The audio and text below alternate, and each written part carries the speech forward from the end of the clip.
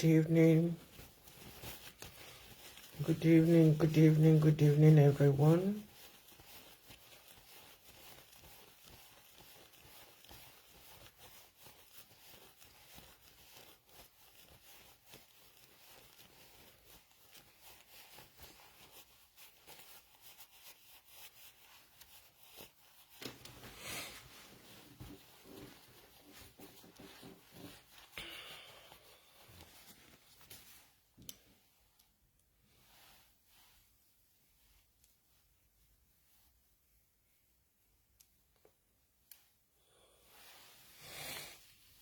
Good evening, good evening, good evening, good evening, everyone.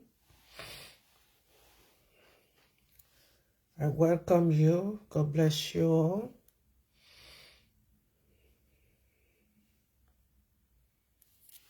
Kí gbogbo wa o. Ẹ káàbọ̀ sórí ètò wa, ètò mi, ètò yín. Mo gbọ́ nípa Nàìjíríà pé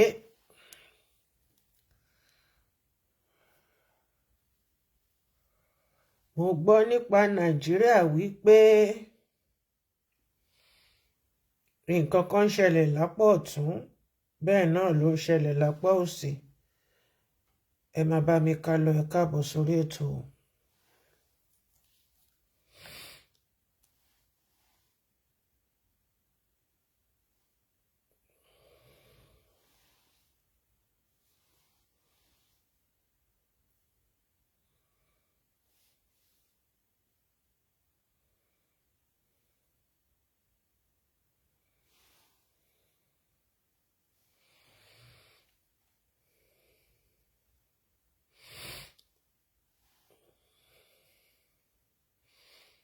Good evening.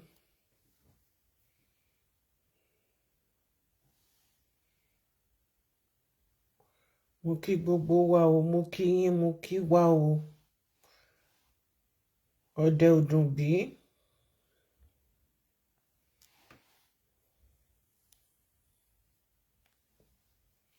Mo kí gbogbo wa, ẹ káàbọ̀ sórí ètò. Ètò mi, ètò wa, ètò yín. Ètò Olúwa Nàìjíríà yìí náà ni o. Bó ṣe ń lọ lọ́tún tó ń lọ lósì. Tọ́, á tu gbogbo wa lára o. Nàìjíríà ò ní bàjẹ́ o. Nàìjíríà ò ní dàrú o. A ní fọwọ́ ara wa ṣera wa ní Nàìjíríà o. Yorùbá bọ̀, wọ́n ní ohun tó bá nígbà ní olówó. Ẹ rí pé mo bo èjìká lálẹ́ yìí, torí àwọn méjèèjì tẹ́ rí níbẹ̀ yẹn. Ọmọ bàbá mi kí ti gbé o. Máa o ìtẹ̀síwájú rere. Inshallah bi kudratullah ta'ala. Ẹ káàbọ̀, ẹ káàbọ̀, ẹ káàbọ̀ sórí ètò. Gbogbo wa ni mo kí o. Ògúnsanmí Maria, I think so. Gbogbo yín ni mo kí o. Ẹ káàbọ̀, ẹ káàbọ̀, ẹ káàbọ̀ sórí ètò. Ẹ bá mi pín. Thank you, thank you, thank you. Thank you for the likes and love. Thank you for the encouragement. Mo kí gbogbo wa o, lọ́kùnrin lóbìnrin lónílé àti lálejò. Mo kí gbogbo wa wípé a káàbọ̀ sórí ètò. Ẹ káàbọ̀, ẹ káàbọ̀. Bluetooth mode. Ẹ káàbọ̀.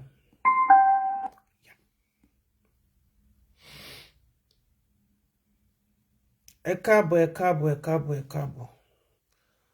Nàìjíríà yìí ti gbogbo wa ni o. A ní fi ọwọ́ ara wa ṣera wa pa nílùú Nàìjíríà.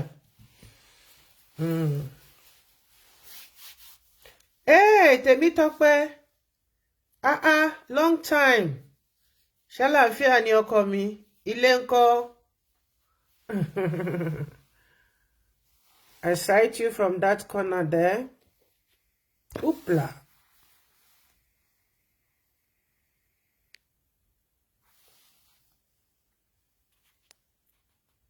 Okay.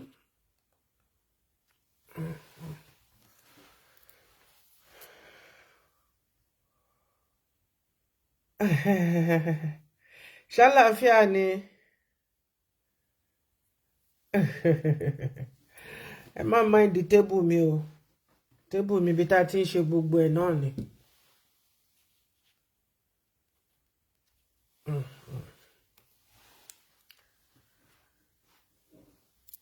Greetings to the family. God bless you.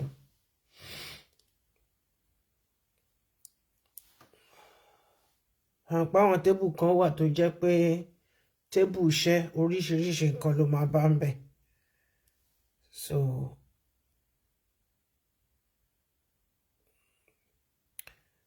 bàtìrì náà nìyẹn. Ẹ jọ̀ọ́ ẹ bá mi share, ẹ bá mi share, ẹ bá mi share.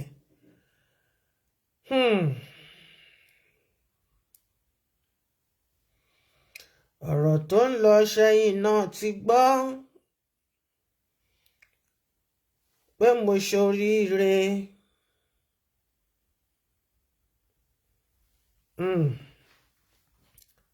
Ọlọ́run dá mi sí, ó tún fi mí lọ́kàn balẹ̀. A ní fọwọ́ ara wa ṣera wa nílùú Nàìjíríà o. Ètò ń tò bàbá mi ọmọ Olúẹ̀hún máa o. Ilé wọ́ọ̀lì bẹ́ ògbólí ńkọ́ o. Ẹ bá mi kí kábíyèsí o pé mo fohùn ránṣẹ́ létí bí o.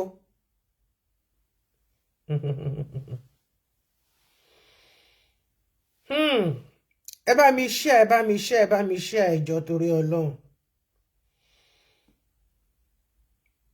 Torí nǹkan tó ń ṣẹlẹ̀ ní Nàìjíríà yìí. Papa Kwame, bonjour, comment allez-vous? Et la famille?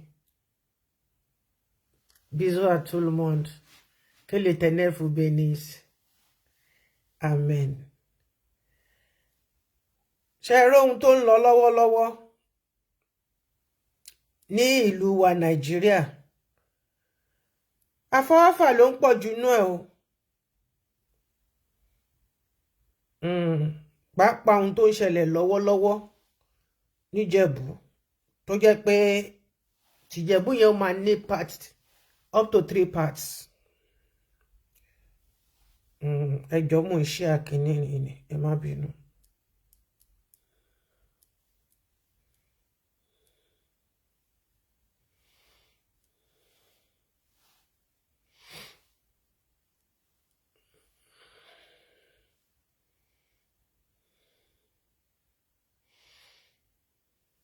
Nǹkan tó ń ṣẹlẹ̀ lọ́wọ́lọ́wọ́ àfọwọ́fà ni. Bẹ́ẹ̀ ni o, ó gbẹnu tán. Àwọn bá mi mọ̀nìmọ̀nì, àwọn bá mi mọ̀yànmọ̀yàn. Wọ́n ní ohun tó bá ti nígbà ní tálákà. Wọ́n ní kó má fi rọ̀jú, kó má fi ṣe rẹ̀ léṣe.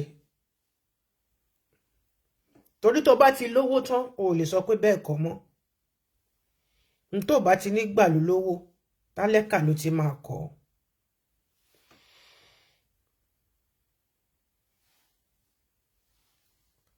A dúpẹ́ lọ́dọ̀ Ọlọ́run fún ẹ̀mí àwọn tí Elédùmarè tí wọ́n pè sọ́dọ̀ ní kòpẹ́kòpẹ́ yìí nílùú Nàìjíríà ìwà yìí náà ni. Ọ̀rọ̀ náà ló bá mokómorò wá tó fa ètò ti àṣálẹ́ yìí. Ìmí ó máa pé apá méjì mẹ́ta. Inshallah bi kudratullah ta'ala.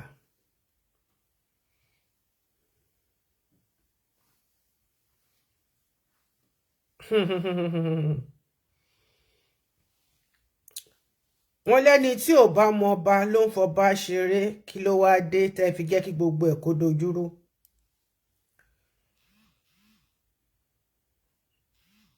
I greet everybody. God bless you.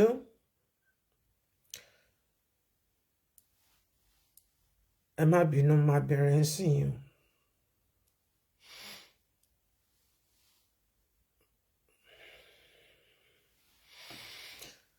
Allah. Ṣé rí pé mo ṣe tọmọ tílétílé. Ìyá mi sẹ́kẹ́sẹ́kẹ́, God bless you.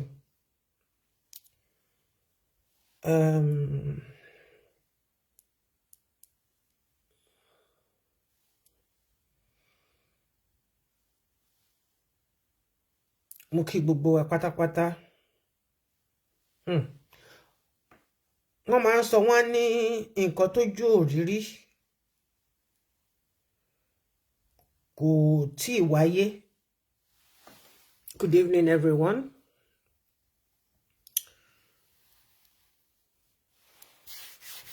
Bismillahirrahmanirrahim. Torí àwọn méjèèjì tí wọ́n sùn nínú, they are both Muslim. Both President Buhari being it the second time of announcing his death, or the fourth times, or the first time. Ṣùgbọ́n nǹkan táwa mọ̀ ni pé nígbà tí Madam Aisha tán wọnú ilé níjọ́sí, wọ́n pariwo pé who is this man in my bedroom? Allah, mo kí gbogbo ọmọ kóòtù òjíire pé gbogbo wa kú ọ̀rọ̀ tí bàbá wa Àwùjalè ti ìlú Ìjẹ̀bú aláyélúwà ọba Dr. Síkírù Káyọ̀dé Adétọ̀nà Ọ̀gbágbá the second.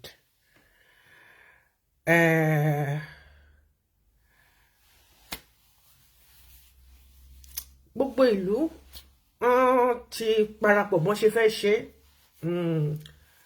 Wọ́n ti ṣe ẹyẹ ìkẹyìn fún wọn ní alábẹ́lé lálábẹ́nú. Àwa ara wa amọ̀ra wa, àwa tó yé ó yé, àwọn tí ò yé kò yé wọn. Ṣùgbọ́n ṣẹ́rí, one thing that I don't like is being hypocrites.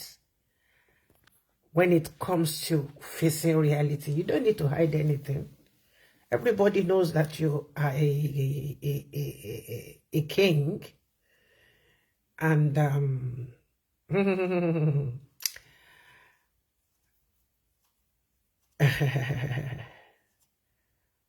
ju gbogbo ẹ lọ, àwọn méjèèjì, well, ìkan sì lè wà ní inú cargo, àbí kó jẹ́ pé wọ́n ti, I don't know, I'm still not getting it, because around 4 o'clock in the morning I got a message that there will be a prayer at a mosque for President Buhari in a very popular London mosque.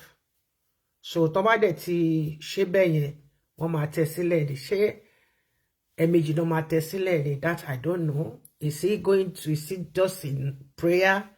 And because tó bá ti kírun sókù lára, kí ló tún kù?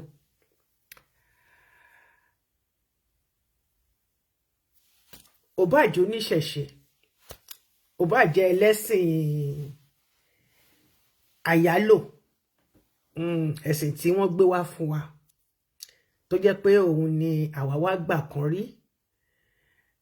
Wọ́n ní ọ̀nà tí Ọlọ́run fẹ́ ni àgbà bẹ́ẹ̀ ní ti Kristẹni. I'm a Christian, by the way, so you all know that. Ní ti Islam, ṣé wá rí kankan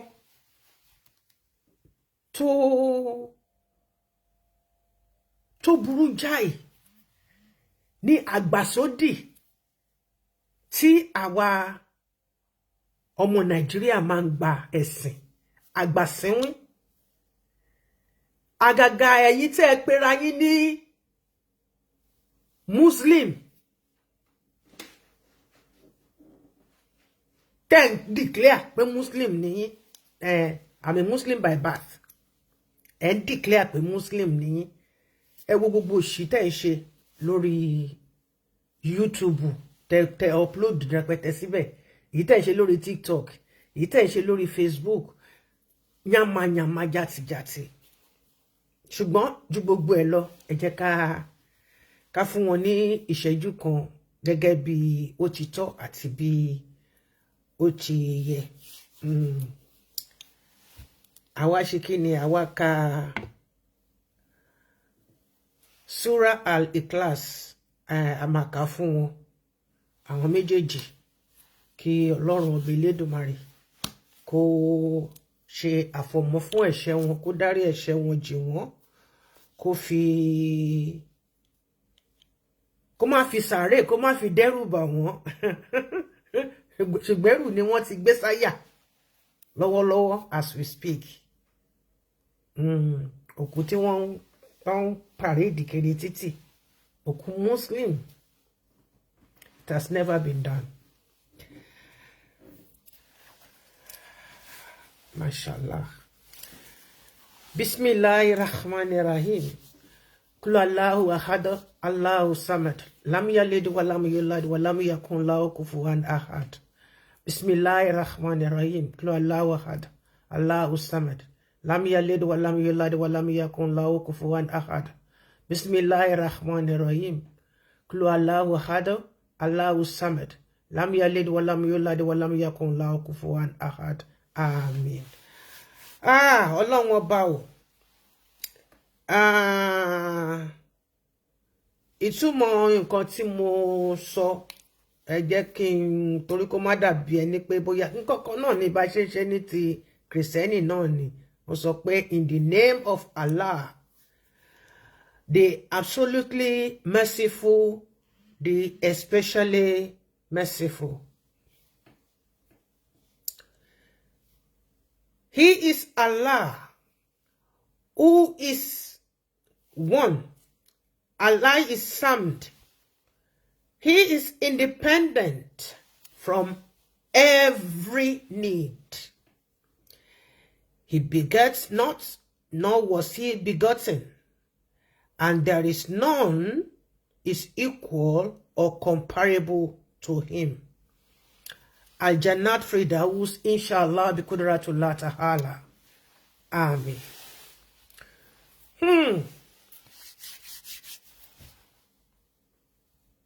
Mi mo bi tí mo ti máa bẹ̀rẹ̀, I don't know where to start exactly.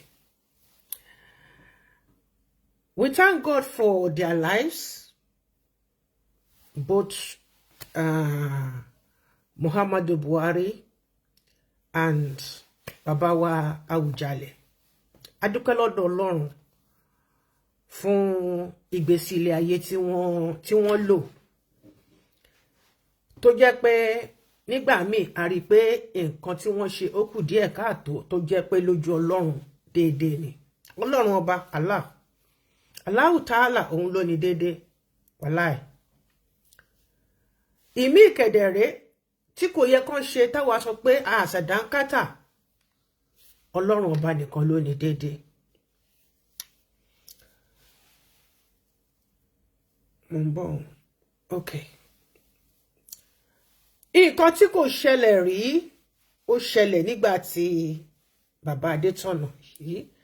But I would like to talk a little bit tonight more on President Buhari and that of late Alayeluwa of Ijebuland.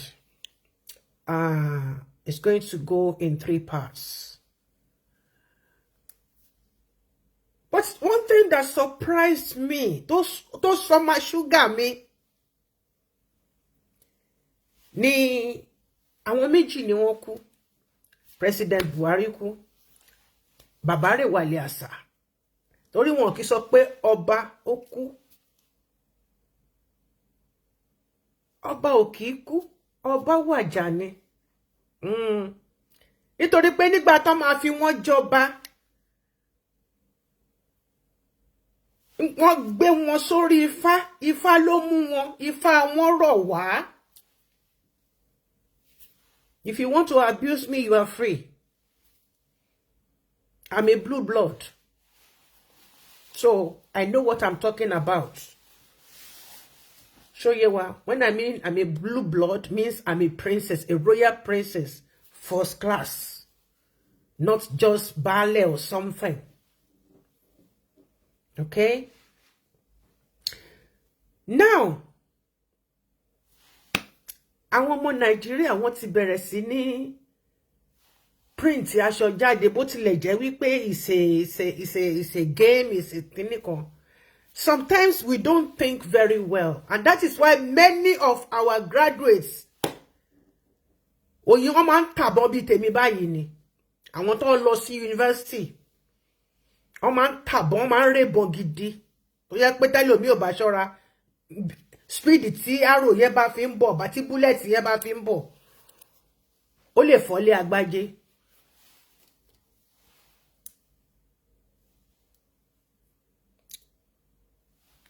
Nǹkan tí wọ́n ṣe AI ni wọ́n fi ṣe. It's a good thing. It's a game. But ṣá nídìí yẹn ṣá. Lọ́wọ́lọ́wọ́ pẹ̀lú gbogbo bí Nàìjíríà ṣe dà yìí. Àwọn àjàlá tá nà. Níbi tí ní Daura where the original and fake Buhari came from. Wọ́n gbàlù síta wọ́n jó ni pé freedom at last. Ṣùgbọ́n àwọn ọmọ kóòtù òjire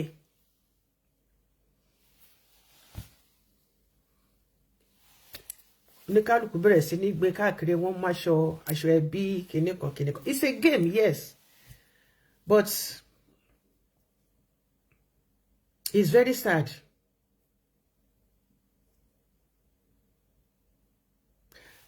Awùjalè sun títí láé. Yeah, wọ́n kọ síta, but mi rẹ́gbẹ̀ wọn tó máa sọ pé bóyá wọ́n ṣe Ankara or something. Don't think that I'm being sentimental here. I have a point. Please help me share. Share.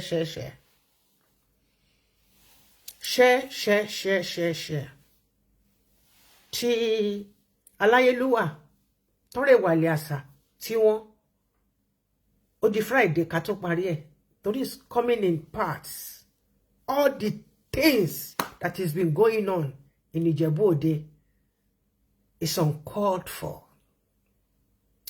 But let's talk about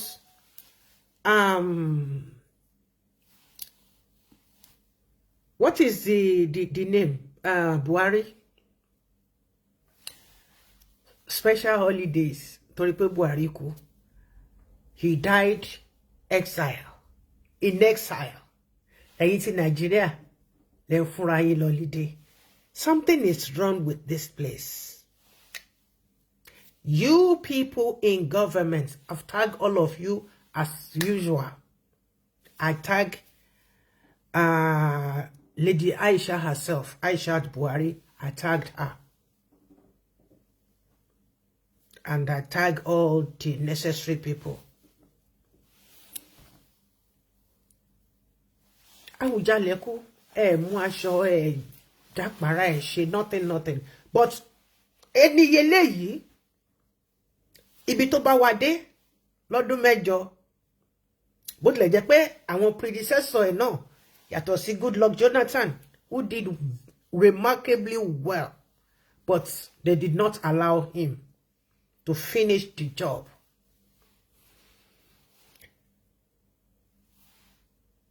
President, late Buhari spent good 3 months in the hospital there in London. Each day cost £3,000.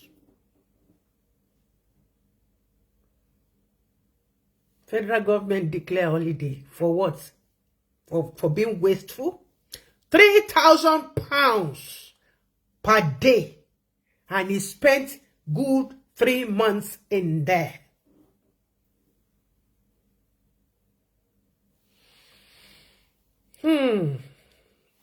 Oh my show. That £3,000 per month It has just for the bed, the room. The treatment is not inclusive. Maybe just small things, snacks or something. Yes. Now, injections is another bill. The food, the real food, because they will have to make a special meal for him. It's another bill. Not to even mention the telephone. The telephone calls, you know, making calls, going here and there. Ọmọ kóòtù òjíire. Ẹ wake up. Ẹ jẹ́ ká ronú díẹ̀. Kí ni nǹkan tó ń dùn nínú yín? Tẹ́ celebrate Buhari lé lórí. Gbèsè, ó kàn kún gbèsè ni. Debt after debt after debt. He has a mansion there which the family stayed during all this. But it's been since because he was a cloned image. May God have mercy. Ọlọ́run ọba dá, and he lost Nigeria so much because Nigeria ni ayé tuntun ti bẹ̀rẹ̀ lẹ́yìn ìkún omi. Lẹ́yìn ìkún omi, Nigeria ni ayé tuntun ti bẹ̀rẹ̀. Kò ẹ lọ sí gbogbo African countries pátápátá. Gbogbo ohun tó wà ní Nigeria ẹ lè rí ńbẹ̀. Kò sí kankan náà ní mineral resources ta ní. They might read the same thing in another country.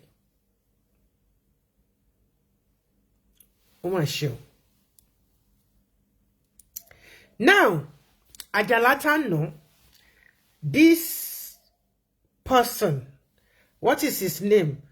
This man, tí wọ́n pè ní Ọ̀ṣọ́ṣẹ́ngẹ̀ṣẹ́.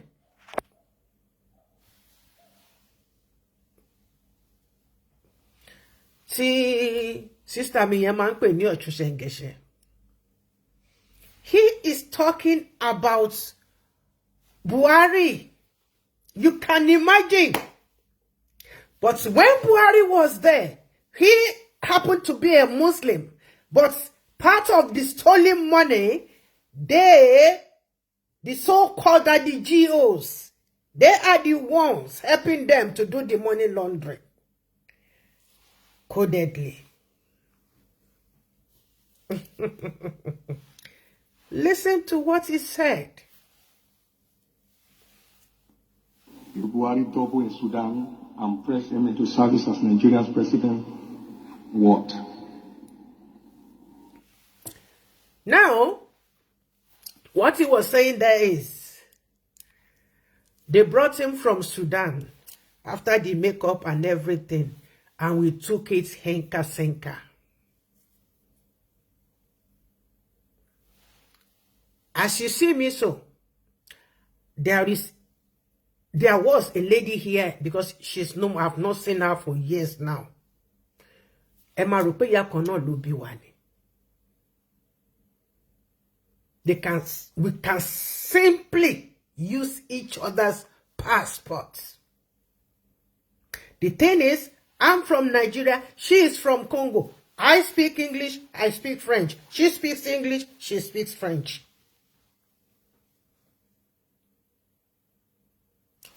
The day temi pẹ̀lú ẹ̀tajọ ríra wa bá ṣe jọ lanu sílẹ̀ ni. So exactly what they did to us. And thanks to Baba Jagaban, the Baba behind everything. I told you, Baba, afọbajẹ kì í jọba, torí tó bá lọ tó bá bọ̀, gbogbo ẹ̀ orí afọbajẹ ló máa dà sí. Ada fún ẹ doppelganger, yes. Now, if you see my baby sister from afar, you will think I'm the one that is coming, but you will be wondering that any yukuru otowa, you know, owa endowed Jemilo. Daddy me mole oluwa, you're welcome, sir. Eshete kuro ninu forum. If you see my baby sister, I mean from the same womb, I'm not talking about cousins, niece. I'm talking about my baby sister. Once you move, return so downtown kids, no, it's my sister. Emma de Jora ye be no more. On Jora Washington, height was there. It's a movie got you low to buy. And she's, you know, and more endowed than myself. That is exactly what they did to us for bringing this doppelganger. And we took it hinka sinker. And it helped Nigeria to lavish everything. Even cows matters more than human being. Evening, my love. How are you? The representative of the Jubril family, that is the supposed impostor, having discovered the gigantic swindle, suddenly showed up in Abuja the other day and demanded to be compensated with a power-sharing arrangement at the federal level in perpetuity. How does he know all this?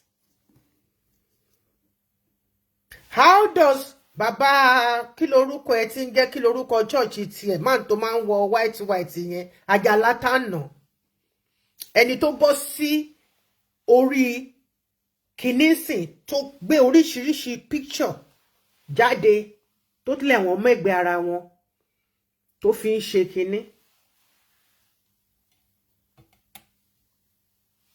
Ṣé òun ní ọ̀rọ̀ lẹ́nu?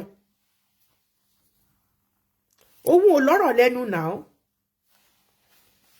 Ṣebí wọ́n lo image Jubril ni.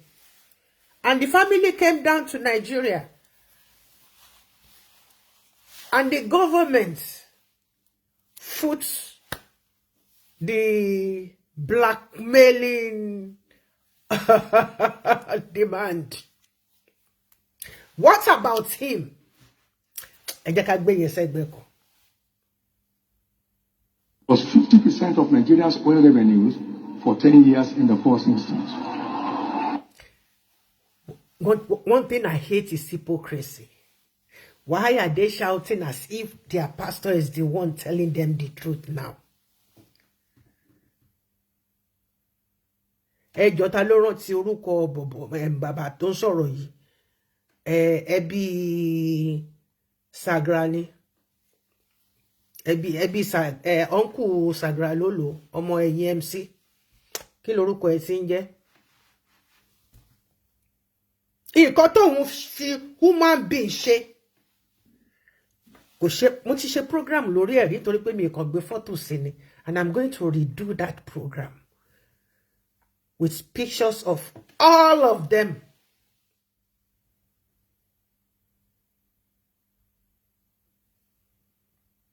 The people that are helping Nigerians to sink are Christians, the daddy Jews, the deacons, the diaconesses.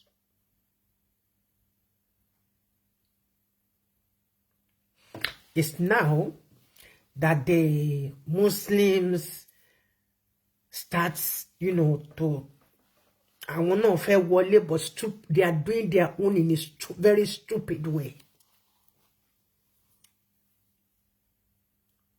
I've been saying it. Anytime there is election, don't use Bible or Quran to do the swearing in.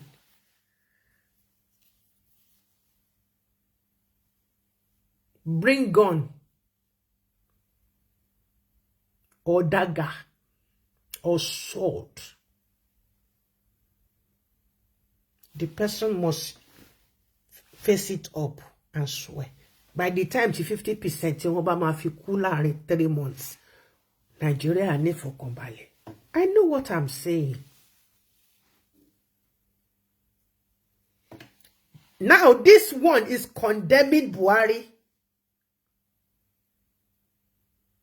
and Nigeria, the people in governments, how they swindle all Nigerian money to pay the doppelganger they made to come and deceive Nigerians. If not, how can a human being, a president of a nation for that matter, give rights, priorities, even health care, hospital to cows? Why the breeders, they kill people? He did not do anything. Baba Tinubu, what did you do, sir?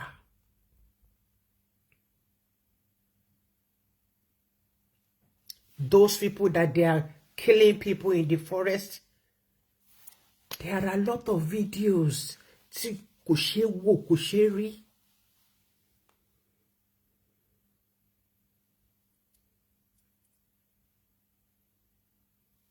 Tó jẹ́ pé Nigerians ló ń gbé oúnjẹ lọ fún àwọn tó wà nínú igbó tẹ̀ ń pè ní Boko Haram àti kíní kílẹ̀ tí ń pè wọ́n yìí.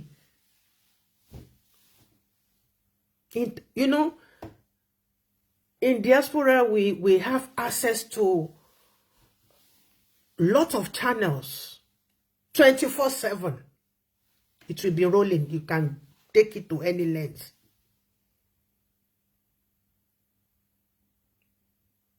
Under G things, and you will see them.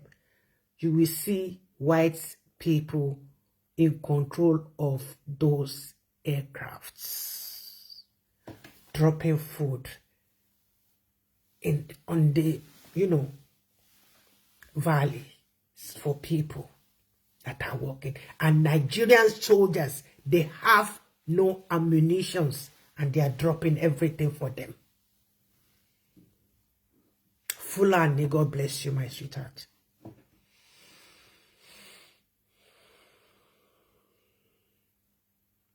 Ìrìn àjò ẹ̀dá láyé, Ọlọ́run á máa fi wá mọ̀nà, ilẹ̀ ò ní sán mọ́ wa lẹ́sẹ̀ lórúkọ Jésù.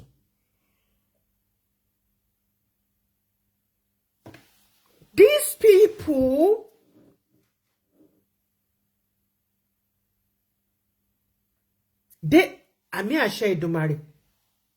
these people in government,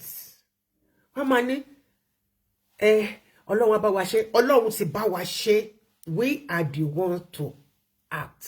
We are the ones to act. But ta ló fẹ́ kú?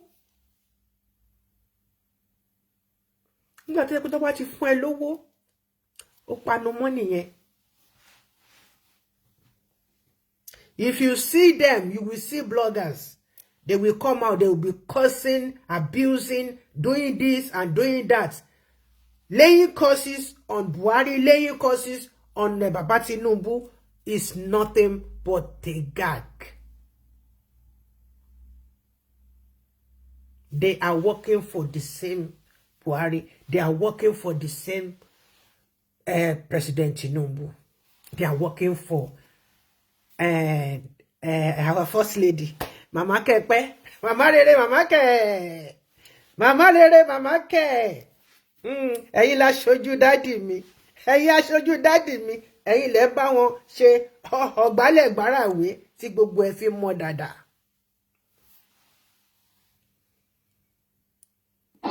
Now that was on the back page of the Nations of Tuesday, 27th of November. That, and I quote, failing these, they would tell their story to the whole world. It further stated that the Nigerian authorities have entered into frantic negotiations with Jubri's family to head off what is sure to be the world's dirtiest and worst kept secret, he said. You know all this. What did you do about this information?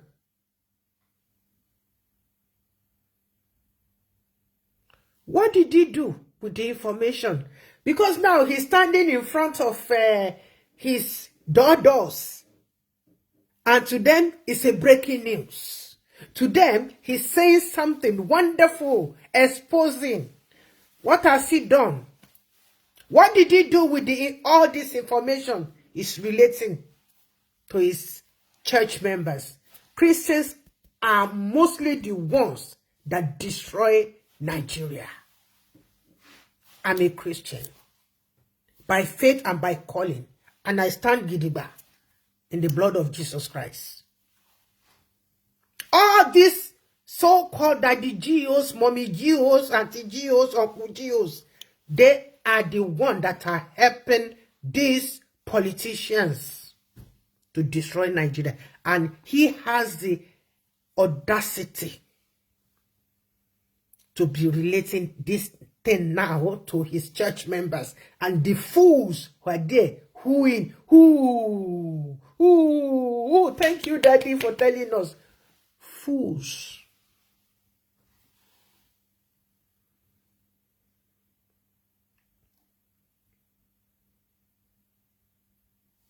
I just stop it there because it's too long.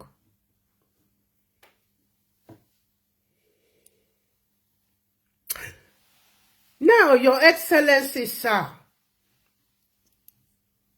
the Jagaban, the Emilo Kombaba, Ikira o, mo kira fún yín, ẹkúṣẹ́ ìlú.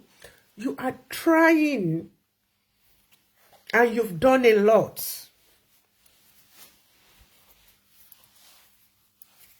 By tulasi, by tikpakpak, by tikuku, you've done a lot. Yes, people are not saying it. Why? Because what goes around comes around. They are sitting on your own good deeds because you did the same thing to people before you, sir. You are trying all your, possible best to make things well for all Nigerians. But as the things are now,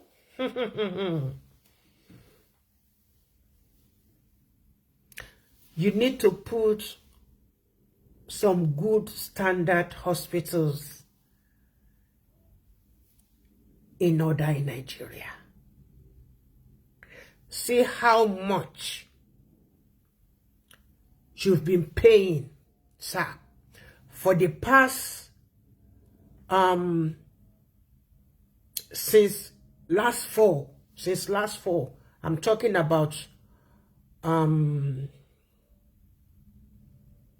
October, November, December, January, February, March. You've been traveling from London. Everything they try to rearrange in your body was not working very well. All the changes, all the, transplant and so on, is not working very well. Yes. That was the reason why you are now best friend to them in France. And anybody that sees you there, they think you are going there on official duty. Remember, sir, you disappeared for a few weeks. You were in France going through serious. We thank God. Baba, kakuma joye. Also, you know me, because you are the one that said you wanted to be on that seat. Now you are on that seat. Your wife, Auntie Remi, Ekworo mama, Ekworo lu, Ekushe oluwa, Ekwelema. Owó tó yẹ kẹ́ fi fún àwọn ọmọ aláìní, ó ní bí tẹ́ ná sí o, lọ́dọ̀.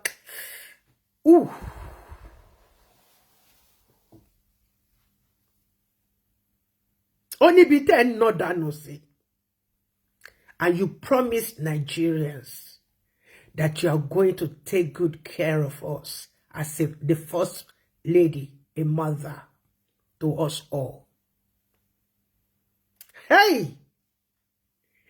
Salut ma bébé, mon bébé chéri, ma puce.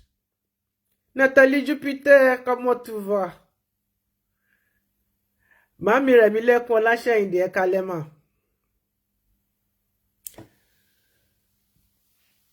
Now, Auntie Remile kun aya daddy, ele daddy, ojulowo ti daddy.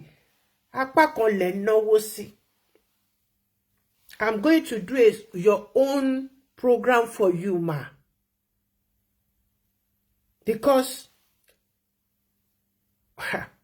ẹ má jẹ́ kí n mú jáde nísìn. Let me concentrate. Ẹ kú iṣẹ́ ìlú. Mother, ẹ kú iṣẹ́ ìlú. You have to put hospitals in order. You are fortunate. You are spending people's money as the president. Bonsoir, ma chérie. You go to anywhere for checkup. Check up this. Check up no koni gbogbo e bade. Ẹ má worry. Gbogbo ẹ lamu. At the expense of many people that are dying. Free deaths. No food in the country. No hospital. No roads. No roads. No electricity. No water. Nothing. And you travel. And you have all these good facilities in your houses. Tefe wo Nigeria. Tefe rasita. Àmọ́ pé bàbá sọ títí dọ́là. Ẹ ní gbọ́. Tẹ́bẹ̀ ṣe nǹkan tẹ́ ń ṣe náà lè máa ṣe lọ. And I understand that you are not the one to go out there and carry out all these words. But you continue signing people in, giving them posts and so on and so forth. Baba Tinubu, ìgbà yín gbọ́dọ̀ yàtọ̀. Hallelujah, mami, Anima Shaun. God bless you, ma. You are most welcome. Ìgbà yín gbọ́dọ̀ yàtọ̀ because it's your word. Remember, you use same words against people before you. Now you said your own and you have to carry it out. You know why I'm so happy? Is that one day, we will all go down. Mother Earth will welcome each and every one at the appointed time. Atolowo, àti mẹ̀kúnnù, àtafọ́jú, àtarọ, àtẹni tó níyà, àtẹni tí ò níyà tí ò ní bàbá bí èmi ń bí, àtẹni tí ò bímọ, àtẹni tó bímọ. Ìyà tẹ̀yẹ olówó yẹn ló tiẹ̀ máa ń pọ̀ jù.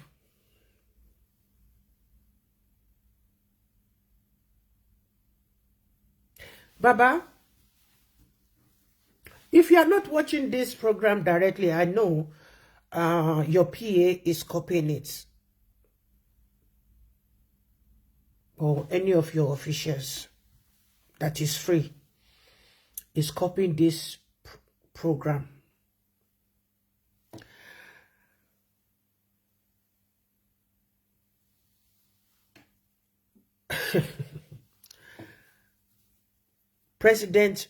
Late President Buhari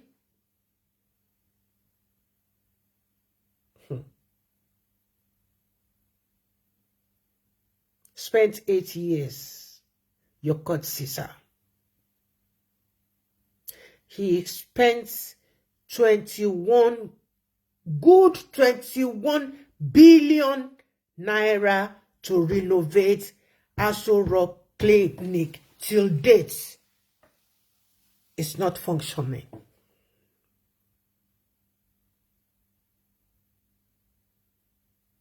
You see, when you see all these jingles that they bring on social media and things like that, then you will see them as if they are they finish a clinic and it's up, it's very nice and very clean and very clean. It doesn't last 6 months.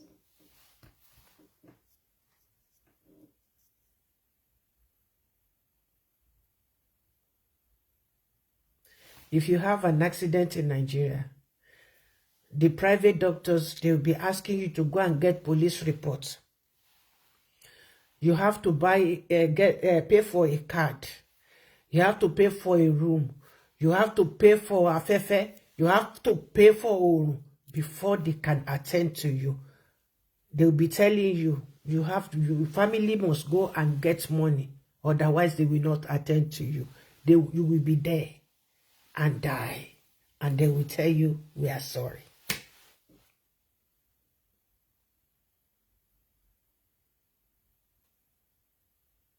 Common first aids, they don't give in Nigeria. Why would Nigeria be in debt to China? Don't you know that everything that is in Nigeria now belongs to Chinese people? Chinese people, they have temples in every area they are. Yeah, you pay for a bed. So I wonder what is free.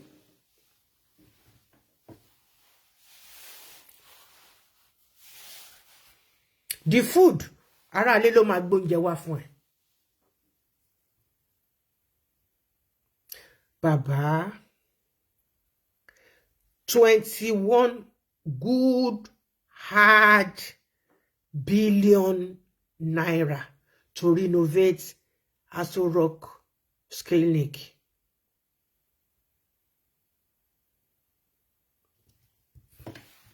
As I'm speaking now, Shebeshari kan tó jáde tó náwọn ò ní common gloves láti wọ̀ sọ́wọ́ to attend to a patient tó yẹ pé ẹnìkan lórí lójú títì tó dẹ̀ gbé. I didn't mean that the man was not going on life. They wouldn't have attended to that man. He will just die. And when he dies, the helper will become the victim.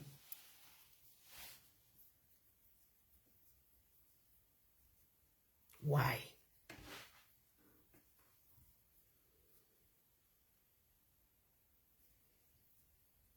Now,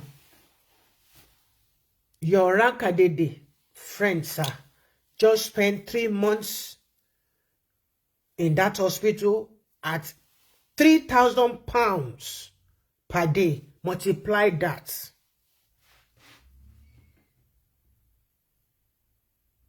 £3,000 times 3 months. At the end, he gave up ghost.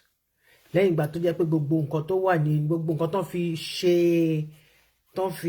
ṣe double kíní ẹ̀ gbogbo ẹ̀ ló ti give up ghost. Bọ́n ṣe mele, bọ́n ṣe relé, non gbélé, non mele, non ṣe lé, non ṣe lé, non ṣe lé. Everything, all money wasted. As we are speaking, ex-president Abdulsalam Abubakar, he too, he happened to be in the same hospital. See, Buhari Kusi. Only God knows. And his health is, he's just like a ghost now. And Oyinbo will be telling you, don't worry, he's responding.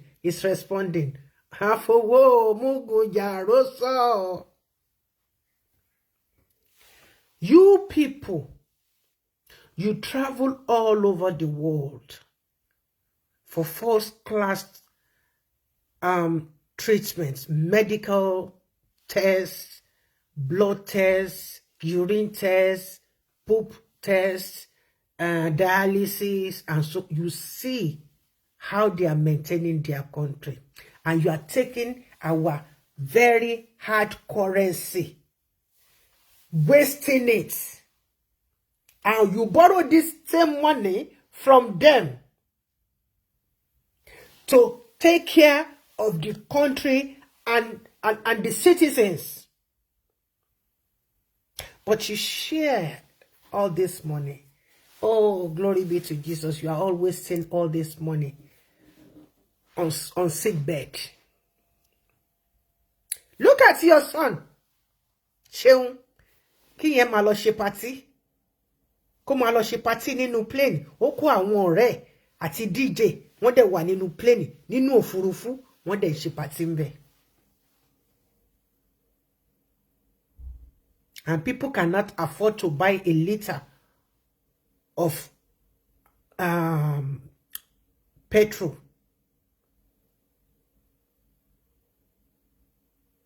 to charge their what do you call it, for their gen. Gen.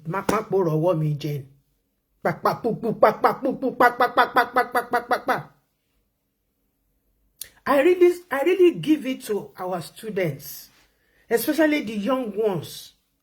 I give it to them. Oh, Seyi Tinubu, God bless you. I give it to them.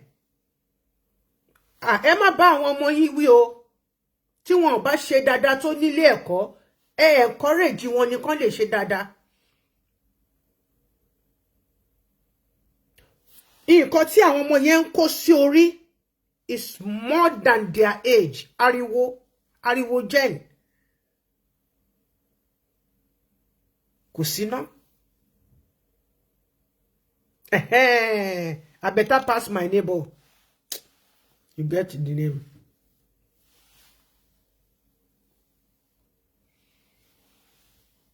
You yourself, you still continue going to France and London for checkups.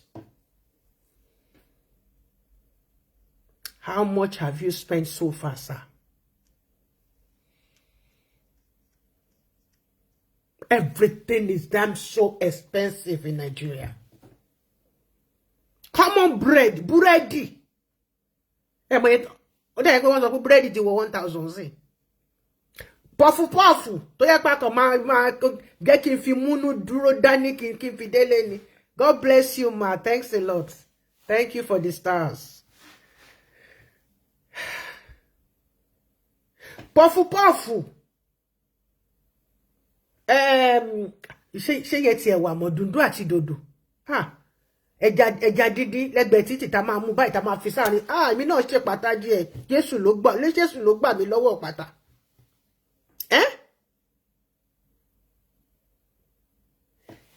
Wọ́n slice dòdò yẹn báyìí, ọ̀gẹ̀dẹ̀ yẹn báyìí, wọ́n fẹ́ lè gé ka wọn mọ́. Ó dàbí ẹni pé yọ kan sìn. Èló là ń rà ní wọ́n kọ̀bọ̀.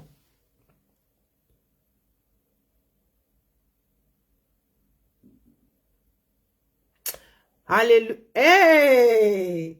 Hallelujah.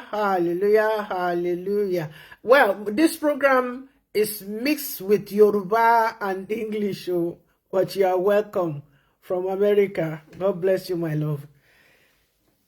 Sir, take care of this country. Everybody voted you in as a Yoruba man. What have you done so far? Well, you tried. All the important offices which was taken to Abuja, you've been bringing them back to Lagos slowly, which is the reason why those people you called friend before are now your enemy. You join with them to sabotage others. Now that you are on this seat, you think they are going to leave you. Lobaton, 3 slices of plantain is 100 naira.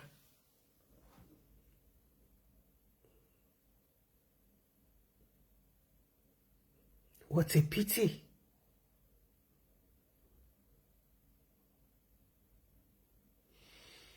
Kọ́bọ̀kọ́bọ̀ ni dòdò láyé ìgbà yẹn.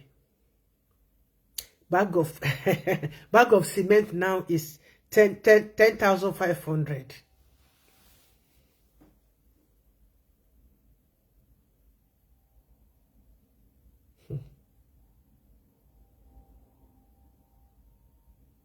And to tell you, what about food? The children cannot eat at ease. It's 10110 about no she.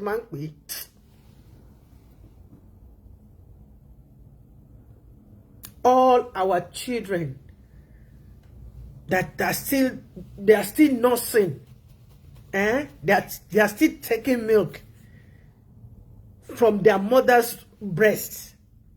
They've turned to street workers, all in the name of getting money, and then they will fall into evil people's hand. You will use them for ritual.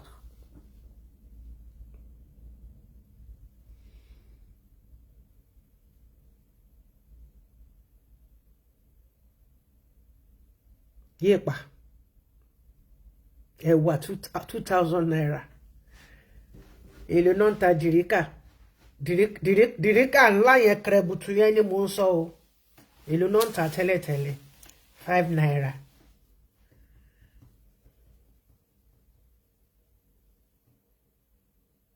Baba Tinubu tried. So how much is rice now? Because I can still see 80,000 naira.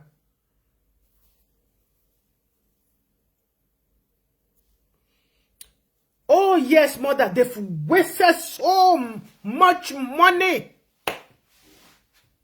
And why can't you just use that money?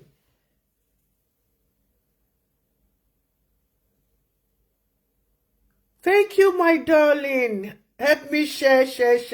Oh, Natalie, merci mon amour. Mwah. Papa Tinubu, damn the consequences, and eti wonu no, aki wonu odo kama kigbe otutu, a bottle of Coke, 400 naira. Oh my days.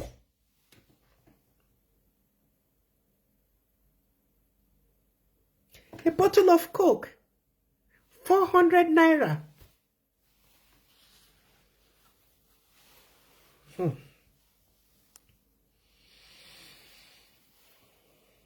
Kodao.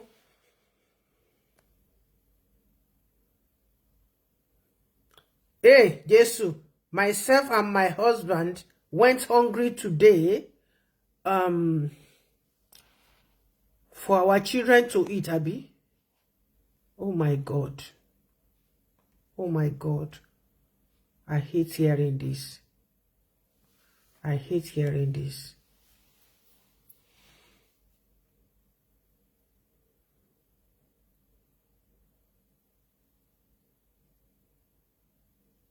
$18,000 electricity that you don't even use. My PA, he will come online just for 10 minutes. Larry ati 500 naira ni Coke. Baba Tinubu, pàtẹ́wọ́ fúnra yín. Up to till toothpick. One import láti China ni. For you to know, to see how these politicians, they are just wasting money. Ceiling fan, àwọn eléyìí tó rò débi ceiling fan. Ẹ di ya lọ ra bẹ̀bẹ̀. Ra bẹ̀bẹ̀. Kẹ́ máa fi bẹ̀. Ṣebí ńgbà tẹ́ bá rí iná lò. Is it not when you have electricity that you will enjoy your fan? You are paying for electricity which you are not having. Rice now, 1 Congo is 3,200 naira. Ewaye. Baba Tinubu.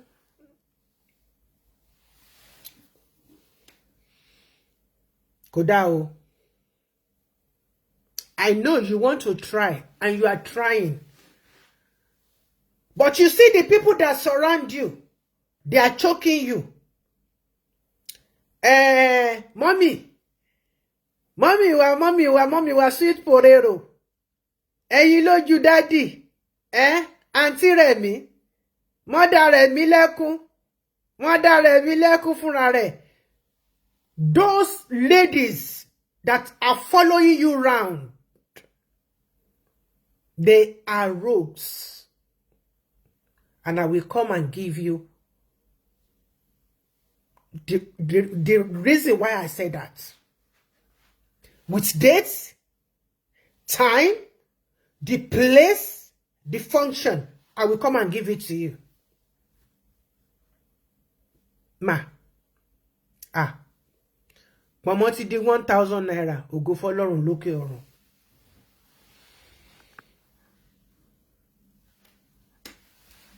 Òun náà ṣe máa ń sọ pé kó rọra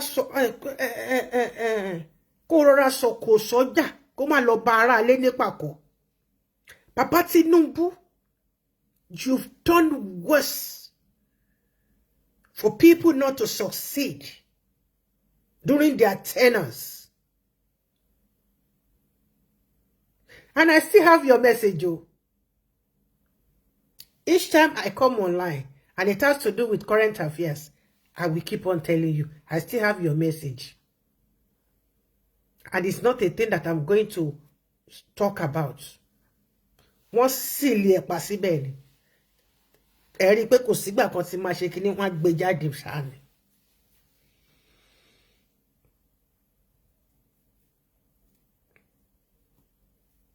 Àwọn pala burúkú wọ̀nyẹn.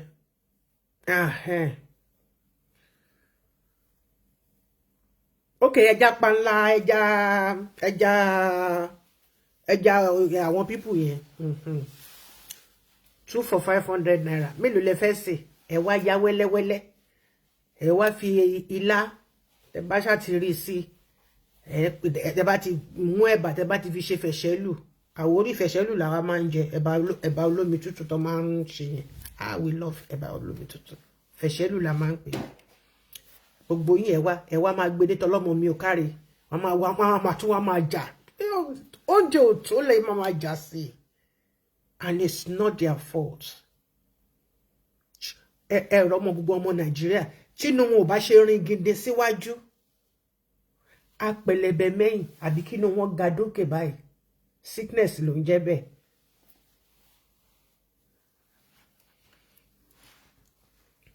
They do know. They know. But the people they put Baba Tinubu put in charge of, he cannot be going everywhere to go and do things himself.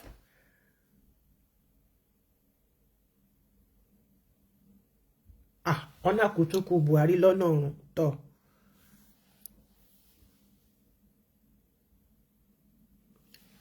This thing to make Nigeria work, you will do your part, I will do my part in my locality. Your chairman, the reason why you voted him in is to take care of you. Any chairman after election, tó bá dábàá àti kó kúrò ńbẹ̀ kó lọ sí Banana Island. Bẹ́ẹ̀ni Kwashiorkor. It's not that those children, tẹ̀máríkù wọn tó máa ṣe rondo síwájú, it's not that they are healthy. They are not. Very, very sick. Everything about them, all the organs are malfunctioning. It's very sad. But I still say this. I thank God for being God. Before him, you are nobody is special. Rich, poor, death is death. Atẹ́tókùkù mọ́tò, atẹ́tókùkù trailer, atẹ́tókùkù bọ́ọ̀sì, atẹ́tókùkù kẹ̀kẹ́, atẹ́tókùkù ooru. Gbogbo wa pátápátá. We are all going down.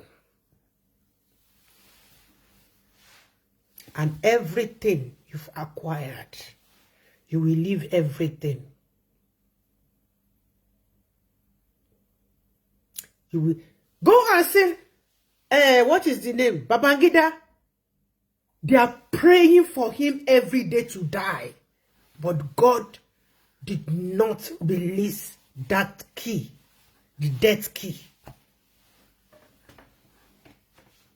You think that's library he opened and then were exposing everybody the other time?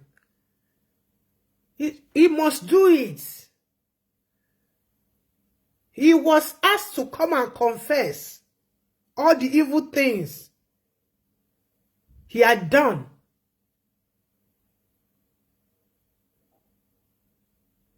Àwọn àfáà ni wọ́n jẹ níṣẹ́ fún. Now see, ó ti jẹ́ ó ní bóyá tó bá ṣàlàyé gbogbo kó má sọ fáwọn mọ́ kó bọ́ sójú ayé kó expose ara ẹ̀ àtàwọn tí wọ́n jọ ṣe. He did. But he's still melting. He's melting every day. Bí bọ́tà tó gbé sínú òrùn, bí òrí tó gbé sínú òrùn.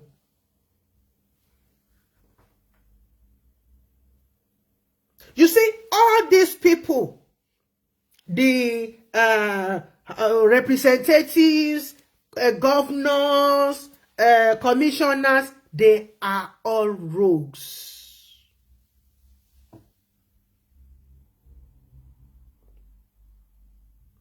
That is why no politician dies and that I will shed tears.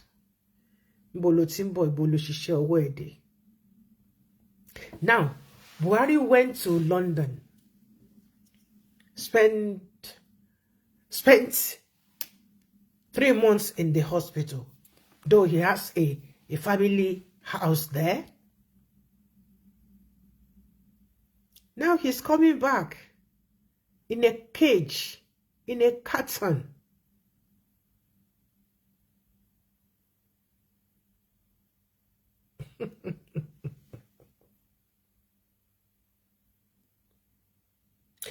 If had it mean that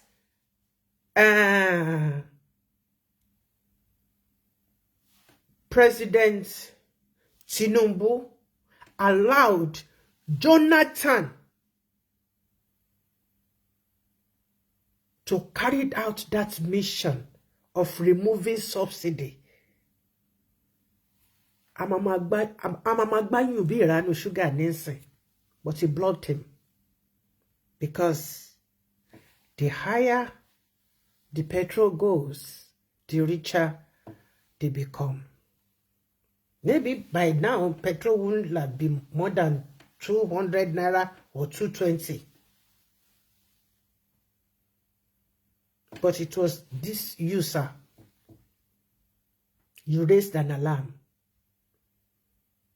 And everybody came out against that subsidy removal.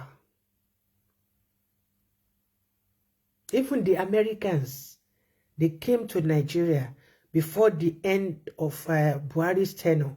They were asking him to remove the subsidy, even if it's going to be the last thing. Buhari said no. They've used me. They've used me. So I have to leave them. The next person will come and face the consequence because he knows very well. He knew it's going to be Bola Ahmed Tinubu. You see now they don't vote anymore. They just Arumoje and they count the but and count, shorty and count. You can come announcing on. Baba, as much as you are trying, unless you give your heart to Jehovah Almighty, Ngate Boba 1,000 naira per liter. How do you want people to survive? the transport alone. The transport alone.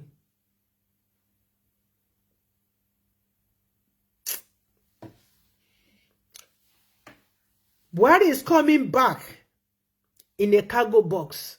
Hallelujah! What you sow, you shall reap. Wọ́n ní àfáà máa jóná ni kò ní sọ́mọ lé kéwú ńbẹ̀. How do you know pọ́mọ lé kéwú ò sí ńbẹ̀?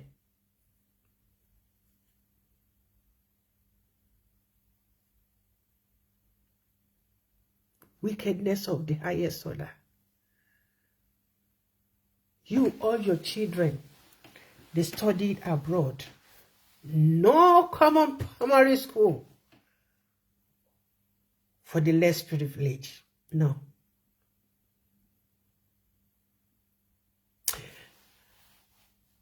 Bámi Olúṣẹ́gun Ọbásanjọ́ ọmọ olówó òdùrú ọmọ ajífẹ́gbéṣeré àwí ìfẹnu kúrò ń towú bàbá Matthew ọdún 8 tẹ ló ń bẹ̀ ní ti oníyì alágbádá ká má ti ìsọ̀tò ológun àṣeyọrí wo lẹ ṣe ẹ ṣe tẹlifóònù ògo fọ́lọ́run lókè ọ̀run ẹ fún wa lóúnjẹ ẹ fòògùn yàgbẹ́ sínú ẹ wo réètì tí dátà fi ń tọ́ lórí tẹlifóònù. You told them to speed it because every 1 naira you get 20 cents. I think, yeah, 20 or 25 cents.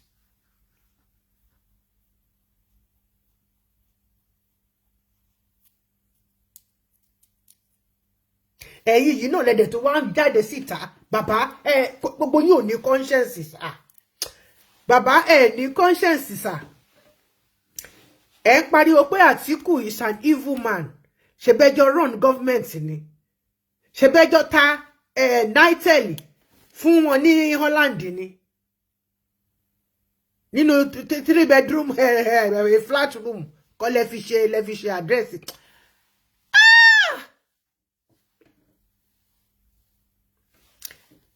Daura ni nígbà tó gbọ́.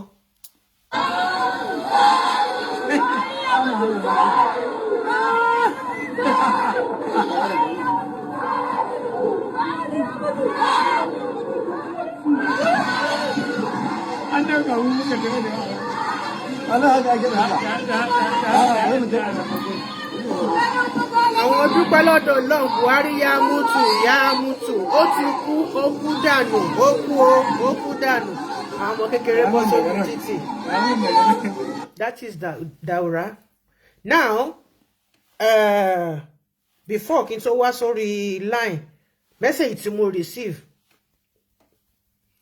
the last ọ̀rọ̀ tí Buhari bá Aisha sọ kó bá wọn bẹ̀rẹ̀ fún àforíjì to ask people to forgive him for the evil he practiced, for all the bad things he did. Well, the fake Buhari, you know, Aisha knew very well. One thing I hate most about these politicians is that they all enjoy free education. Yeah, they enjoy free education in their own days. Yes.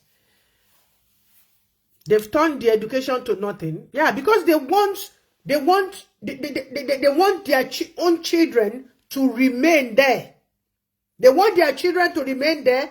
The father serve them. Then the children will come and serve their own children.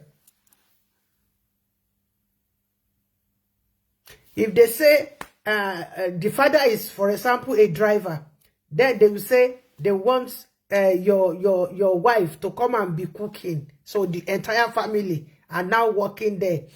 And your children, they'll be using them as well. Medicine. Yeah, medicine after death.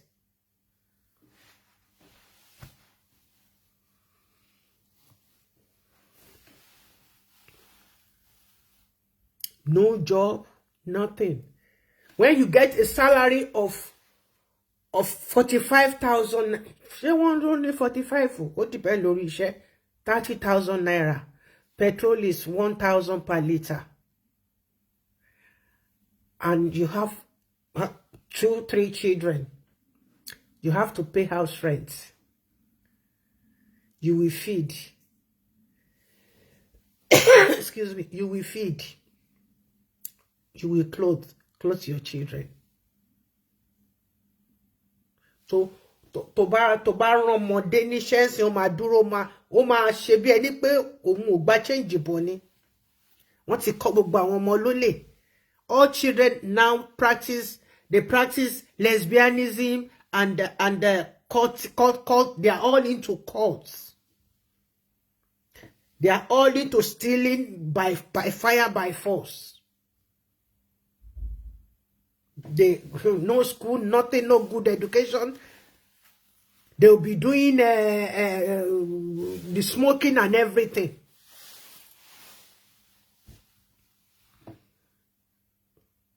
Ọmọ bàbá mi kábíyèsí o. Adébísí ọmọba. How are you, darling? How wicked can one be? Give a salary of 15,000 naira.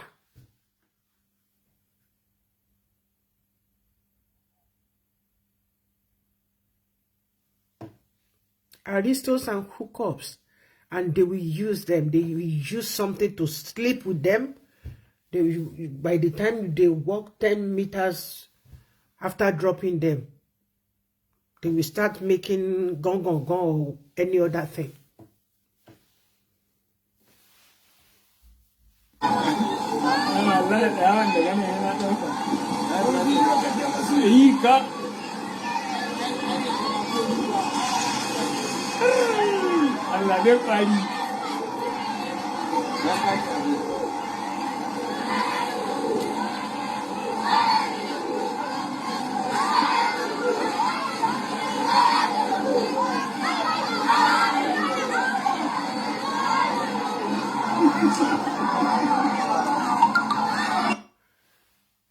Olo ya mutu, o ya kare mono.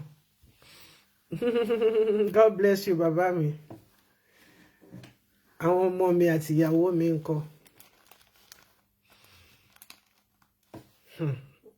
Now, before I go,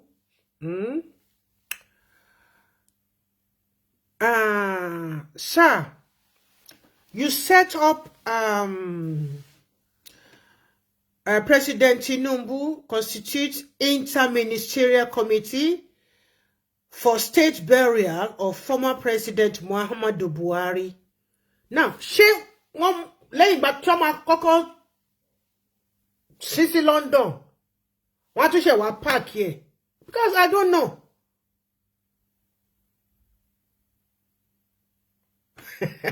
Màmí ti là wọ́n lẹ́bi. Ó ti kú láti 2017 tipẹ́tipẹ́. Ó mà ṣe o. Now, let me quickly read this. I will not pause at all. President Bola Ahmed Tinubu, GCFR, has approval, you know, come and approve gbogbo eni. Has approved the constitution of an inter-ministerial committee for the state funeral of former President Muhammadu Buhari, GCFR. The committee, which is chaired by Secretary to the Government of the Federation, Senator George Akume, CON, is tasked with the responsibilities.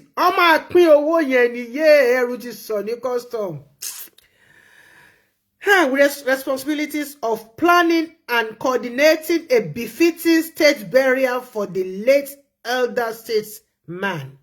Other members of the committee include the following. Hey, befitting burial, sha. Tano ba gbé sórí igi níta kó dáná sí. The ghost is gone. Just the carcass.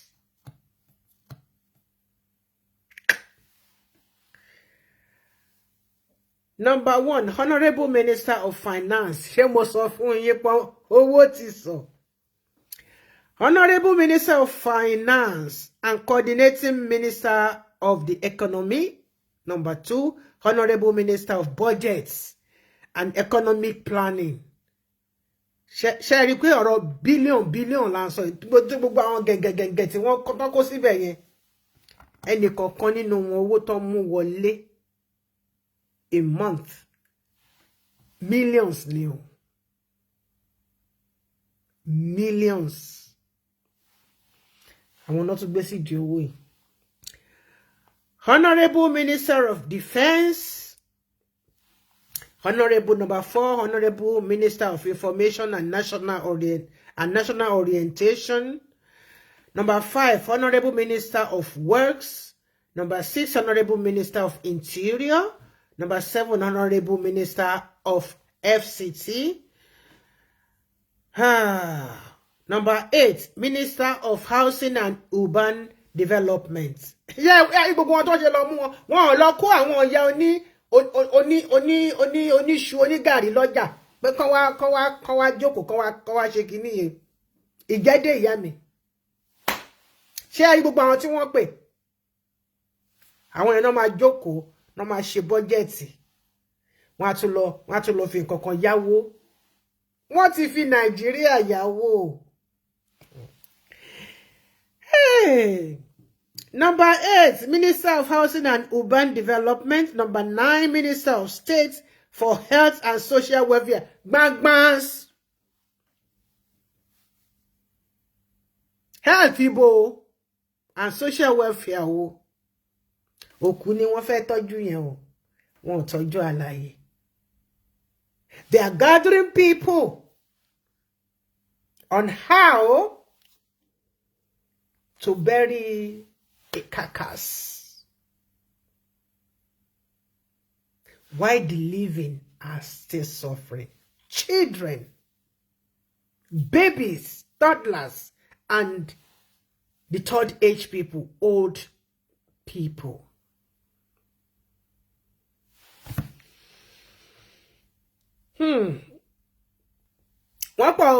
Number 10, Honorable Minister of Arts, Culture, and Creative Economy. Ẹjọ́ torí Ọlọ́run. Níbo nìyẹn náà tún gbà wọlé? Art and Culture. Kí ló gbà wọnú burial program o?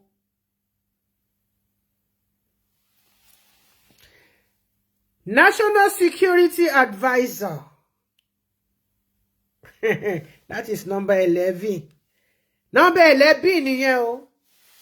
Number 12, Special Advisor to the President on Policy and Coordination. 13, Senior Special Assistant.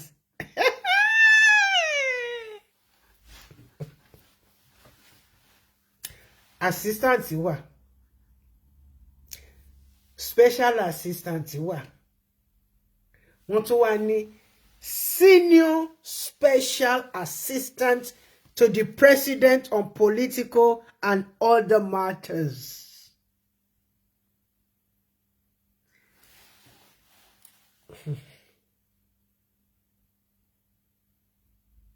Tó bá fẹ́ lọ síbì kan, aláwọn òyìnbó yẹn kàn máa ń wò ni. Nígbà tí mo ṣe ń ṣiṣẹ́ ní SCP, tó bá fẹ́ wá ṣe meeting, tí mo bá kọ gbogbo list tí mo ṣe bọ́jẹ́tì per diem tó máa gbà, ṣé ó yẹ kó jẹ́ pé àwọn 3-4 ló máa wá ṣe meeting? Ṣé àwọn tó wà níbi tó jìnnà ni ṣé wá rí àwọn tó wà nítòsí, àwọn yẹn lè kó àwọn 10 wá. Now, the European Commission, nígbà tí negotiation bá wá bẹ̀rẹ̀, why do you need all these people to come for a meeting? All you need to do is the minister in charge and the secretary or the PA. Okay, let's say secretary and the PA. Why all these bodyguards? wọ́n wá jókòó, wọ́n wá bẹ̀rẹ̀ sí ní mu coffee. Wọ́n máa mu coffee. Wọ́n máa mu coffee. Ẹlòmíì lè mu coffee cup 15. Ẹlòmíì lè mu 20. Wọ́n crackers dem máa wà lẹ́gbẹ̀ẹ́ o. The whole 1 week tó máa fi ṣe kí yẹn bó ṣe máa mú nìyẹn. Wọ́n wá send the bill.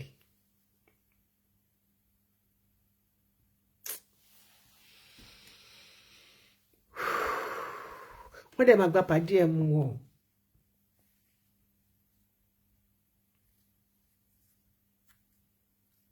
Tó bá tún délé, wọ́n tún lọ ṣiṣẹ́ àtúngbòwò.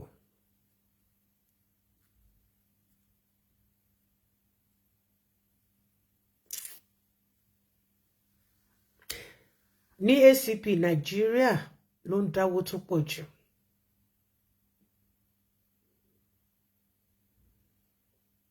Kò dẹ̀ sọ́mọ Nàìjíríà tó ń ṣiṣẹ́ ń bẹ̀. Ọmọ Nàìjíríà kan ṣo tó ń ṣiṣẹ́ ń bẹ̀ nísìn. Yeah, my daughter worked there. I worked there. My daughter worked there. Then, ọmọ Nàìjíríà tó ń ṣiṣẹ́ ń bẹ̀ sí iṣẹ́ driver ló ń ṣe. Iṣẹ́ driving ló ń ṣe.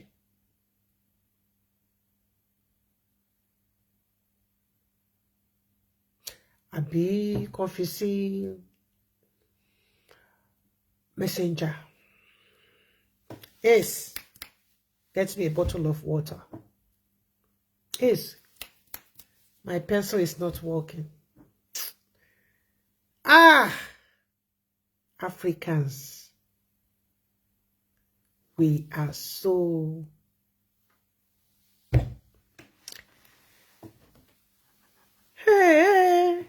Number 14, Inspector General of Police.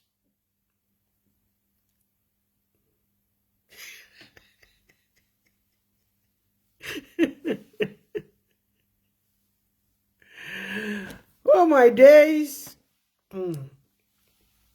Inspector General of Police. Number 15, Director General Department of State Service, DSS. Director General Department of State Service, DSS. Ẹjọ́, gbogbo àwọn tí wọ́n kọ yìí, mélòó nínú wọn lẹ rò pé ó yẹ kó wà nínú meeting tí wọ́n fẹ́ ṣe? Because I don't understand.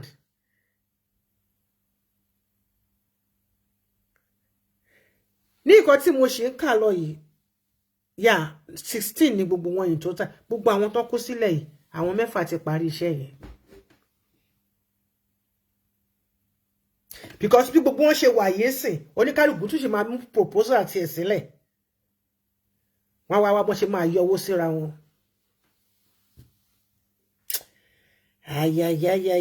Number 16, Chief of Defense Staff. The Office of the Permanent Secretary General Service Office, GSO, will serve as the secretariat to the committee. In honor of the late President Muhammadu Buhari, President Tinubu has also directed all ministries, departments, and agencies, MDAs, to open condolence registers at the entrance of their respective offices for public to pay their respects to the late elder statesman. Additionally, a central condolence register for the diplomatic community and the general public will be opened at the Ministry of Foreign Affairs and the Bola Ahmed Tinubu International Conference Center, Abuja. Further briefings will follow as the days unfold. Ṣẹ́gun Ìmóhìnòsì, sorry sir, orúkọ yín orúkọ àwọn ẹbí mi méjì ló bí Ìmóhì Ọ̀sẹ̀ Ṣẹ́gun Ìmóhì Ọ̀sẹ̀ Director Information and Public Relations àwọn nìkan oyè mẹ́ta náà kó sọ́dọ̀ ṣe mọ̀ pé owó iṣẹ́ oríṣi mẹ́ta náà wọn náà wà tún gbà bẹ́ẹ̀ yẹn ẹ ṣé ẹ kú iṣẹ́ olúwa agbára máa dọ̀tún ọlá akún fáyà kún ọlá bísímìláì olúwa ọlọ́run ọba elédùmarè a máa bá mi ṣèdájọ́ fún yín ọlá títóbi ọlọ́run ọlá àsìkò tá a wà yìí ọlá pẹ̀lẹ́ tí ń ṣú lọ ilẹ̀ rẹ̀ ò ní ṣú bá gbogbo yín lórúkọ tí bàbá àti tí ọmọ àti èmi mọ́ ọlá aláìláìlá Muhammadu Rasulullah sallallahu alaihi wasallam torí gbogbo wà tẹ́ wú iye pè lóye yín.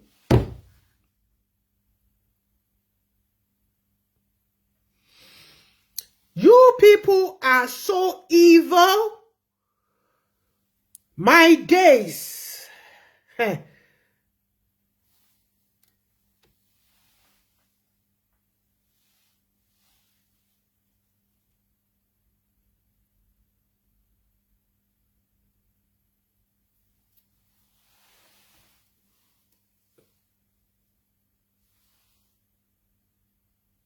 Buhari nìyẹn o. That is President late Buhari. Late fake Buhari. I have so many things. Wọ́n kàn jùlù mi lóríṣiríṣi ni.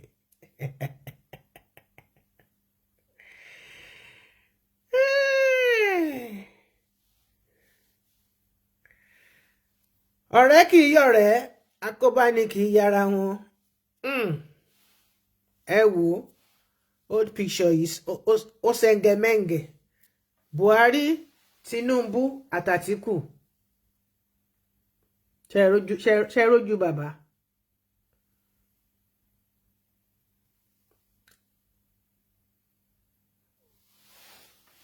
Bàbá mi wọ́n ti gbà wọ́n bẹ̀ yẹn.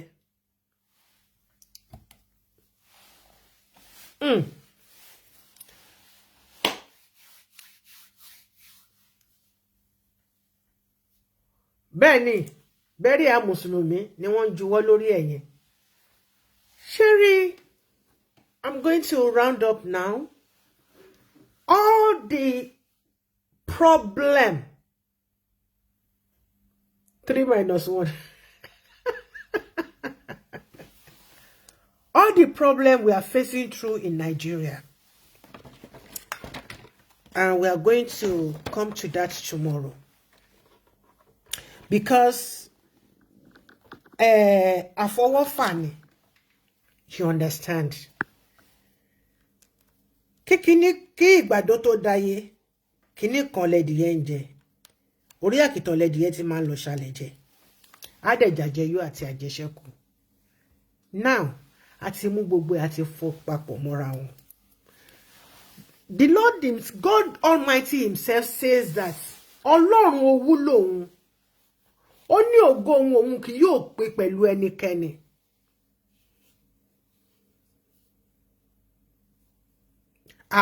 Bẹ́ẹ̀ ni o, àwọn dádì wa nígbà yẹn wọ́n sì wà nínú ogun jíjà.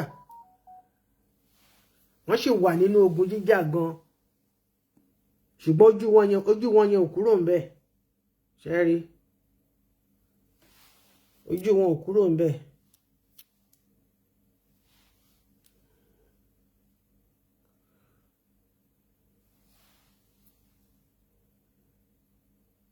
And I think, yeah, this was this here is the real Buhari.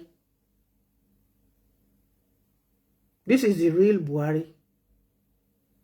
The real Buhari don't vote for me.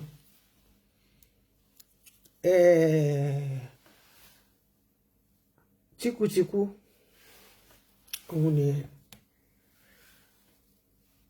So tomorrow, please be on time.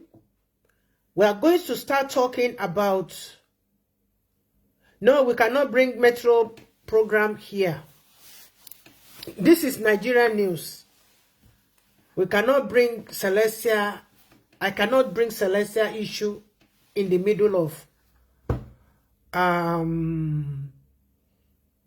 current affairs. And it has nothing to do with this program has nothing to do with Celestia members. This one has to do with all Nigerians. I don't mix my programs together.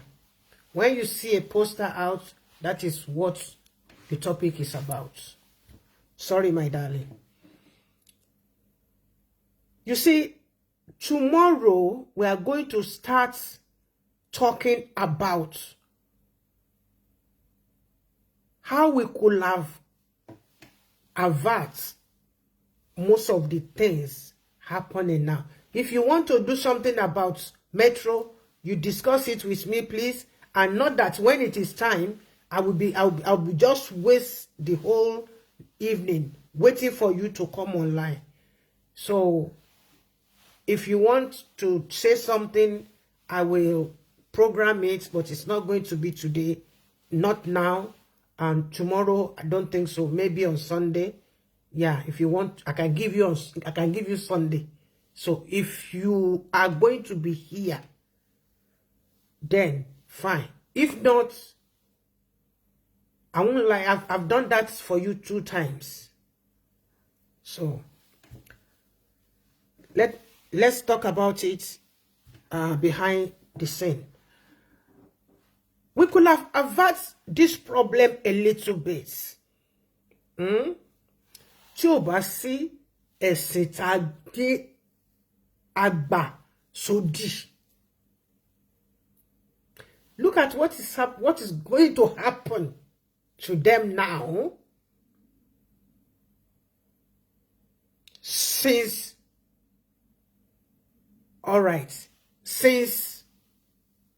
yesterday, nǹkan tó máa ṣẹlẹ̀ sí wọn ní Ìjẹ̀bú Òde. Tó bá ti wàjà kò sẹ́ni tó tún fojú rí mọ́.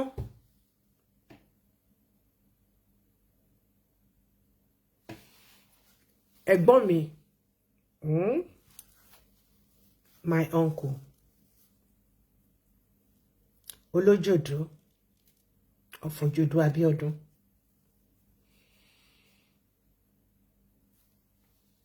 Nígbà tí wọ́n sùn, wọ́n ṣe yanjú gbogbo ẹ̀. Everything was so wọ́n kàn pé wọ́n ṣe gbogbo nǹkan tó fẹ́ ṣe, but wọ́n fariwo.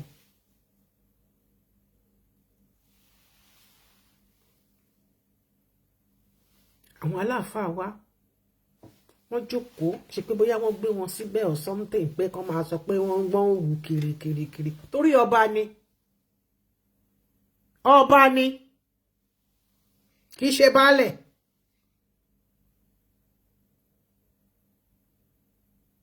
Ó níbi tí wọ́n sùn sí.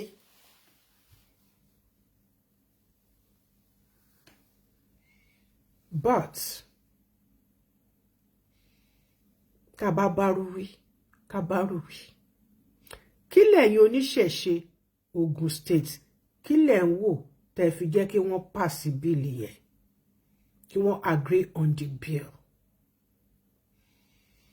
God bless each and every one of you. I really appreciate you.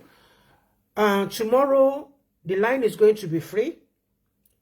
It's a thing that we are going to discuss. Yeah, because it's already an hour plus now.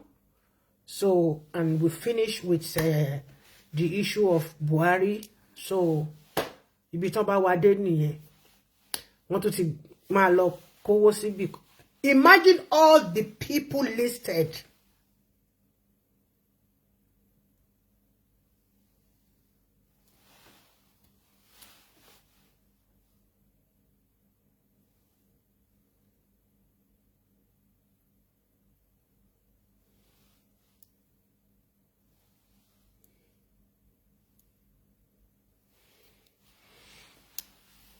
Buhari nìyẹn. Ẹ rí bàbá yín nìyẹn. Bàbá yín ló jókòó yẹn. Kí ló fà what can fa ìjókòó?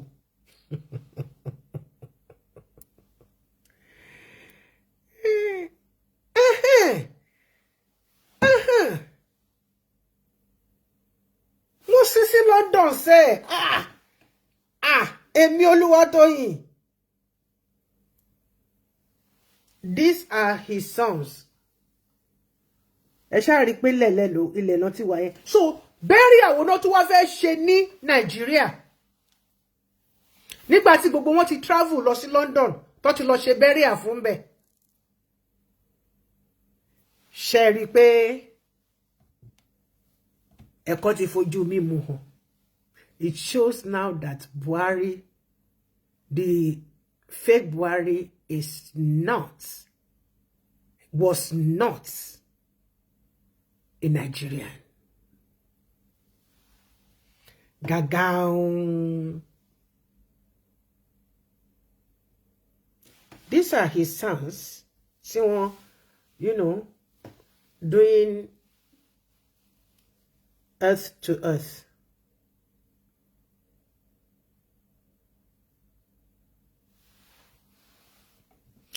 He cannot be buried in Nigerian soil because he's not a Nigerian.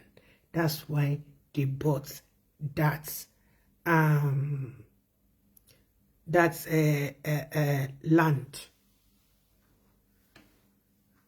to bury him in London. Because message here wọlé lóru. Ẹ wò ẹ bẹ̀rẹ̀ sí ní dáwó fún mi o torí iṣẹ́ tí mò ń ṣe mò ń lè jẹ o òun lẹ sọ kẹ má bàa ra nǹkan fún mi ẹ tètè sọ fún mi pé kò kì í sí 400 naira yìí o èmi ò dẹ̀ gba náírà euro ni mo fẹ́ gbà àbí pound. They cannot bury Buhari in Nigeria. He's not a Nigerian. So why what is this committee tí wọ́n form ń What is this for? Befitting burial. Who are they going to bury? It's your gede.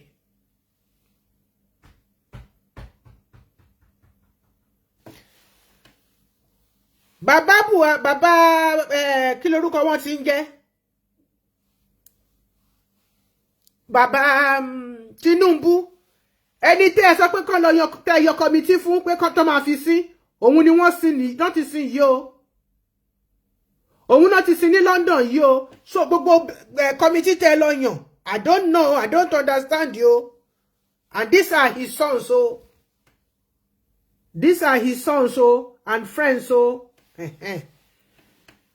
Photo ti wọlé dànù.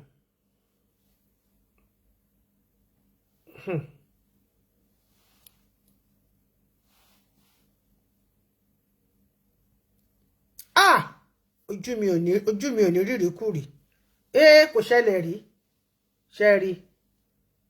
Ọba Àwùjalẹ̀ nìyẹn. Èèwọ̀ burúkú náà fúlù yẹn jẹ. Ọba Àwùjalẹ̀ ni wọ́n gbé ní janto yẹn. Ṣé rí. Òun náà display síbẹ̀ yẹn. Lójú títì gbalasa. Ẹni tí ò mọ ba ló ń fọba ṣeré. God bless you. To be continued tomorrow. And the topic is going to be on Awujale alone. Àwọn àfáà yẹn olè ni wọ́n. They know that what they are doing is wrong. But who caused it? The Oníṣẹ̀ṣes accepted the bill to pass. He called on Dapo Abiodun. Dapo Abiodun is the one in charge of all these things. Because Ijebu-Ode falls in Ogun State. Dapo Abiodun ó pass bill yẹn. Bàbá ìdẹ̀ fi kíní ó fi dá wàhálà lẹ̀ sílùú ni. Òun ni mo sọ pé téèyàn bá ń gbàdúrà tẹ́ bá ń gbàdúrà fún yàn tọ́lọ́run bá sọ pé ní èpè ni àdúrà yẹn ò lè mọ́. This is a big sacrilege. A big sacrilege. And this nonsense can only happen in Yoruba land. Go and try it in Igbo land and see the end of your life. If Amadioha will not strike you. I love you all with the love of Christ. Thank you all very much. Assalamu alaikum wa rahmatullahi wa barakatuh. Masalam.